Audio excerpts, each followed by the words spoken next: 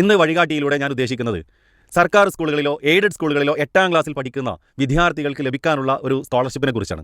48,000 രൂപ നേടാനുള്ള ഒരു സുവർണാവസരമാണ് എയ്ഡഡ് ഓർ ഗവൺമെൻറ് 8ാം ക്ലാസ്സിൽ പഠിക്കുന്ന വിദ്യാർത്ഥികൾക്കുള്ളത്. ആ ഒരു സ്കോളർഷിപ്പ് നമുക്ക് എല്ലാവർക്കും സുപരിചിതമാണ്. NMMS എന്നാണ് ആ ഒരു സ്കോളർഷിപ്പ് അറിയപ്പെടുന്നത്. NMMS national merits come means scholarship എന്നാണ് അതിന്. പരീക്ഷയുടെ അടിസ്ഥാനത്തിലാണ് ഈ ഒരു സ്കോളർഷിപ്പ് നമ്മുടെ മക്കൾക്ക് ലഭിക്കുക എന്നുള്ളതാണ്. അപ്പോൾ ആ പരീക്ഷയുമായി ബന്ധപ്പെട്ട വളരെ കുറച്ച് പ്രധാനപ്പെട്ട കാര്യങ്ങളാണ് ഈ ഒരു വീഡിയോ കൊണ്ട് നമ്മൾ ഉദ്ദേശിക്കുന്നത്. NMMS എന്ന് പറയുന്നത് 8ാം ക്ലാസ്സിലെ വിദ്യാർത്ഥികൾക്ക് വേണ്ടി മാത്രമാണ് നമ്മൾ പറഞ്ഞു. 8ാം ക്ലാസ്സിൽ നിന്നും എഴുതുന്ന ഈ ഒരു സ്കോളർഷിപ്പ് പരീക്ഷയുടെ അടിസ്ഥാനത്തിൽ അതിന് യോഗ്യത നേടിയിട്ടുണ്ട് എങ്കിൽ 9, 10, +1, +2 ഈ 4 വർഷങ്ങളിലായി ഓരോ വർഷവും 12,000 രൂപ വീതം ടോട്ടലി 48,000 രൂപയാണ് ഈ സ്കോളർഷിപ്പ് മുഖേന നമ്മുടെ 8ാം ക്ലാസ്സിലെ വിദ്യാർത്ഥികൾക്ക് ലഭിക്കുക എന്നുള്ളതാണ്. 8ാം ക്ലാസ്സിൽ വെച്ച് മാത്രമേ ഈ ഒരു സ്കോളർഷിപ്പ് ലഭിക്കൂ എന്നത് കൂടി നമ്മൾ ഈ ഒരു സമയത്ത് മനസ്സിലാക്കേണ്ടതാണ്.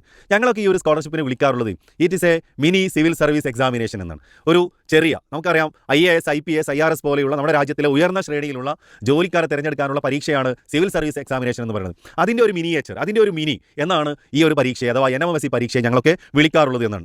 ഈ പരീക്ഷ കൊണ്ട് മത്സര പരീക്ഷകൾക്ക് തയ്യാറെടുക്കുന്ന വിദ്യാർത്ഥികൾക്ക് ആ തയ്യാറെടുപ്പ് ഏറ്റവും നന്നായിട്ട് ഉപയോഗപ്പെടുത്താൻ, അതുപോലെ തന്നെ ഭാവിയിലെ എൻട്രൻസ് പരീക്ഷകൾ, അതുപോലെ PSC പരീക്ഷകൾ, ഇതിനൊക്കെയുള്ള തയ്യാറെടുപ്പുകളായിട്ടും ഈ പരീക്ഷയെ നമുക്ക് കാണാവുന്നതാണ്. അഥവാ ഒരു താൽക്കാലികമായ 8ാം ക്ലാസ്സിൽ വെച്ച് മാത്രം ഒരു പരീക്ഷ എഴുതുക എന്നതിനപ്പുറം ഭാവിയിൽ ജീവിതത്തിൻ്റെ വിവിധ മേഖലകളിൽ എഴുതാൻ പോകുന്ന പരീക്ഷയ്ക്കുള്ള തയ്യാറെടുപ്പ് കൂടി ഈ ഒരു പരീക്ഷയിലൂടെ നമുക്ക് നേടിയെടുക്കാൻ പറ്റുന്നതാണ്. അതുപോലെ മത്സര പരീക്ഷകൾ അറിയാനും അവയൊക്കെ എങ്ങനെയാണെന്ന് അറിയാനും ഒക്കെ ഉള്ള ഒരു അവസരം കൂടി ലഭിക്കുന്നുണ്ട്.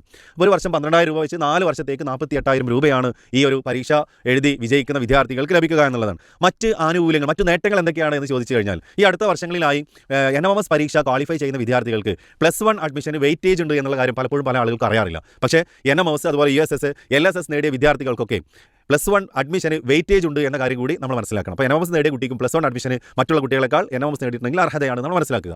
അതുപോലെ ഇപ്പോൾ ഈ ഒരു കാലത്ത് പ്രത്യേകിച്ചും സ്കൂൾ തലങ്ങളിലും അതുപോലെ സബ് ജില്ലാ തലങ്ങളിലുമൊക്കെ NMMS നേടിയ കുട്ടികളെ ആദരിക്കാറുണ്ട്. അതുപോലെ അവർക്ക് വേണ്ടി പ്രത്യേക ചടങ്ങുകൾ തയ്യാറാക്കുന്നത്. അപ്പോൾ നല്ല ഒരു അംഗീകാരം ലഭിക്കാനുള്ള അതിലുപരി ഞാൻ കാണുന്ന ഒരു നേട്ടം ഈ ഒരു മേഖലയിൽ ഉള്ളത് കൊണ്ട് തന്നെ നമുക്ക് മനസ്സിലാക്കാൻ പറ്റുന്ന ഒരു കാര്യം NMMS നേടിയ കുട്ടികൾ പിന്നീട് അവരുടെ പഠനങ്ങളിൽ നല്ലൊരു പുരോഗതി നേടിയിട്ടുണ്ടെന്നുള്ളതാണ്. അത് NMMS സ്കോളർഷിപ്പ് നേടുന്ന വിദ്യാർത്ഥികൾ മാത്രമല്ല, ആ പരിശീലനത്തിലും ഈ പരീക്ഷ എഴുതുന്നതിലൊക്കെ തയ്യാറെടുപ്പും പരീക്ഷ എഴുതൊക്കെ ചെയ്തിട്ടുണ്ടെങ്കിൽ അവർക്ക് പഠനത്തിൽ നല്ലൊരു പുരോഗതി നമ്മൾ കാണാറുണ്ട് എന്നുള്ളതാണ്. ഇനി ആർക്കൊക്കെയാണ് ഈ പരീക്ഷ എഴുതാൻ പറ്റുക, അതുപോലെ എന്താണ് ഈ പരീക്ഷയ്ക്ക് മാനദണ്ഡങ്ങൾ എന്നുള്ള ഒരു ഭാഗത്തേക്കാണ് നമ്മൾ പോകുന്നത്. പരീക്ഷ എഴുതാൻ പറ്റേണ്ട ഒന്നാമത്തെ മാനദണ്ഡം നമ്മൾ പറഞ്ഞു 8ാം ക്ലാസ്സിലെ വിദ്യാർത്ഥികൾക്ക് മാത്രമേ, അതും സ്റ്റേറ്റ് സിലബസിലുള്ള ഗവൺമെൻറ് ഓർ എയ്ഡഡ് സ്കൂളിലെ കുട്ടികൾക്ക് മാത്രമേ പറ്റുള്ളൂ. അൺഎയ്ഡഡ് സ്ഥാപനങ്ങളിലെ വിദ്യാർത്ഥികൾക്ക് ഈ പരീക്ഷ എഴുതാൻ പറ്റില്ല.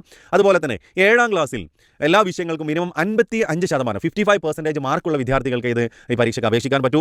അതുപോലെ രക്ഷിതാവിൻ്റെ വാർഷിക വരുമാനം എന്നത് 3.5 ലക്ഷം രൂപയിൽ താഴെയാവണമെന്നാണ്. അഥവാ 3,49,999 രൂപയാവാം. പക്ഷേ 3.5 ലക്ഷത്തിൽ കൂടുതലുള്ള വാർഷിക വരുമാനം കൂടുതലുള്ള രക്ഷിതാക്കളുടെ മക്കൾക്ക് ഈ പരീക്ഷ എഴുതാൻ അർഹതയില്ല എന്നതാണ് നമ്മൾ മനസ്സിലാക്കേണ്ടത്. അപേക്ഷിക്കാൻ വേണ്ടി ഇത്ര മാത്രമേ അതിനുള്ള മാനദണ്ഡമുള്ളൂ. അഥവാ 8ാം ക്ലാസ് പഠിക്കുന്ന കുട്ടികളാവണം. അതുപോലെ 7ാം ക്ലാസ്സിൽ അവർക്ക് മിനിമം എല്ലാ വിഷയങ്ങൾക്കും 55% മാർക്ക് വേണം. രക്ഷിതാക്കളുടെ വാർഷിക വരുമാനം 3.5 ലക്ഷം രൂപയിൽ താഴെയാവണം എന്നുള്ളതാണ്.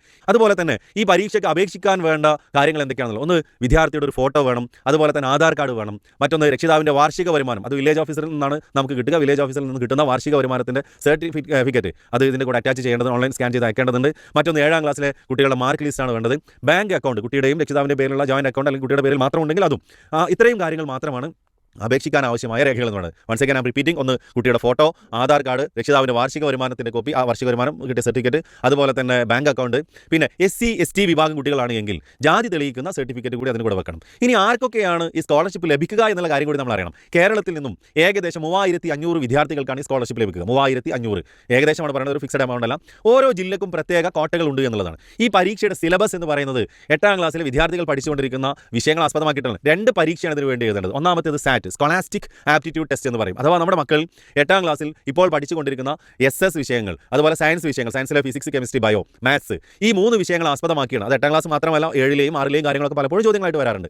ഈ വിഷയങ്ങളിൽ നിന്നും 90 ചോദ്യങ്ങളും 90 മാർക്കും 90 മിനിറ്റ് OMR രൂപത്തിലാണ് പരീക്ഷയുള്ളത്.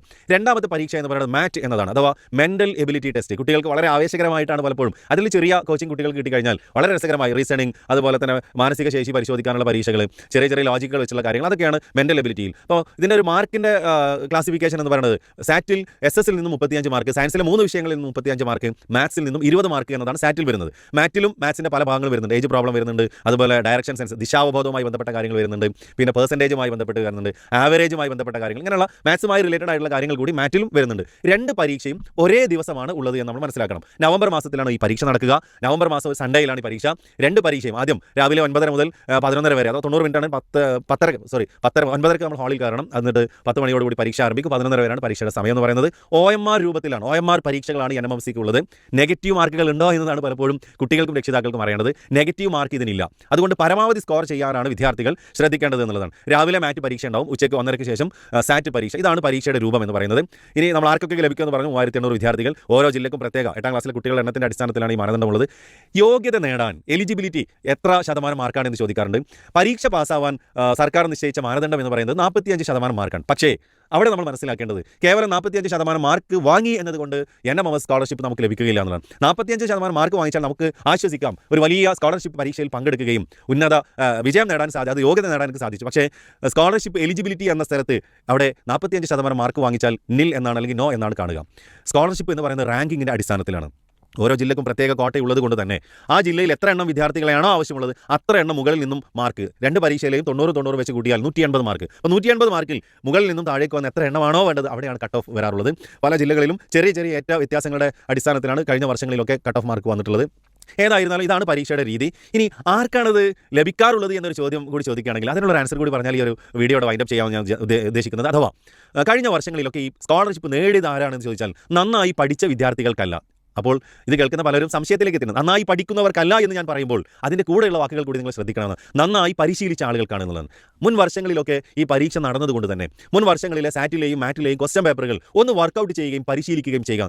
മിനിമം 3 ക്വസ്റ്റ്യൻ പേപ്പറുകളിൽ സാറ്റിലും മാറ്റിലും നമ്മൾ തയ്യാറായാൽ ഈ പരീക്ഷയെക്കുറിച്ചുള്ള ഏകദേശം ഐഡിയ നമുക്ക് ലഭിക്കുകയും സ്കോളർഷിപ്പ് നല്ല മാർക്കോട് കൂടി വിജയിക്കാൻ നമുക്ക് സാധിക്കും. നന്നായി പഠിക്കുകയും നന്നായി പരിശീലനം ചെയ്യുകയും നല്ല ആത്മവിശ്വാസമുള്ള കുട്ടികൾക്കാണ് NMMS ലഭിക്കാറുള്ളത് എന്നുള്ളതാണ്. അപ്പോൾ ഈ ഒരു പരീക്ഷയെക്കുറിച്ച് മനസ്സിലാക്കി അതിൻ്റെ മുൻ വർഷ ക്വസ്റ്റ്യൻ പേപ്പറുകൾ വർക്കൗട്ട് ചെയ്ത് നന്നായി പരിശീലനം നടത്തി സ്കോളർഷിപ്പ് നേടാനുള്ള ഒരു പരിശ്രമം എൻ്റെ പ്രിയ വിദ്യാർത്ഥികൾ നടത്തണം എന്നാവശ്യപ്പെട്ടുകൊണ്ട് ഈ വീഡിയോ ഇവിടെ വൈൻഡപ്പ് ചെയ്യുകയാണ്. എന്തായിരുന്നാലും NMMS പരീക്ഷ എന്നത് ഒരു ചെറിയ പരീക്ഷയല്ല. നല്ലൊരു സംഖ്യ നേടുന്നതിലപ്പുറം നല്ലൊരുപാട് അംഗീകാരം നല്ലൊരുപാട് അനുഭവങ്ങൾ കിട്ടാൻ കൂടിയുള്ള ഒരു പരീക്ഷയാണ്. ആ അർത്ഥത്തിൽ ഉൾക്കൊണ്ടുകൊണ്ട് നന്നായി പഠിച്ച് നന്നായി മുന്നേറുക. നിങ്ങൾക്കെല്ലാവർക്കും അത് ലഭിക്കട്ടെ എന്ന് ആശംസിച്ചുകൊണ്ട് ഈ ഒരു വീഡിയോ ഇവിടെ അവസാനിപ്പിക്കുകയാണ്.